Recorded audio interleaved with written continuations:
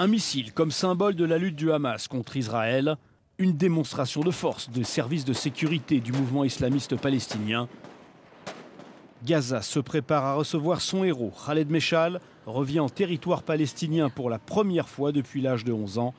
L'enclave est sur le pied de guerre. Âgé de 56 ans, Khaled Meshal est un résistant palestinien de la première heure. Ardent défenseur de la cause, il adopte désormais un ton plus modéré, ouvert au dialogue avec Israël. Mais plus tôt dans sa carrière, Khaled Meshal avait largement soutenu le terrorisme palestinien, les attaques suicides notamment. En 1997, les services secrets israéliens avaient tenté de l'empoisonner dans des conditions rocambolesques, une action qui avait échoué. Les combats du mois dernier, échange de tirs de roquettes sur Israël et de bombardements israéliens sur la bande de Gaza, ont causé la mort de 170 Palestiniens et de 6 Israéliens. Un nouveau drame qui a renforcé l'image et l'autorité des islamistes du Hamas sur Gaza.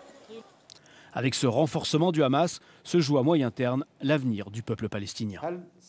Est-ce que la bande de Gaza va se transformer en entité politique indépendante, dirigée par les frères musulmans, ou va-t-elle faire partie du projet national d'un État palestinien tel qu'il a été voté à l'ONU?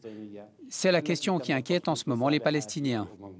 Le Premier ministre Netanyahou est très content de la visite de M. Meshal à Gaza, ce qui renforce le Hamas. En effet, il est dans l'intérêt du Premier ministre israélien d'avoir une autorité palestinienne, ou un nouvel État, si vous préférez, divisé en deux parties.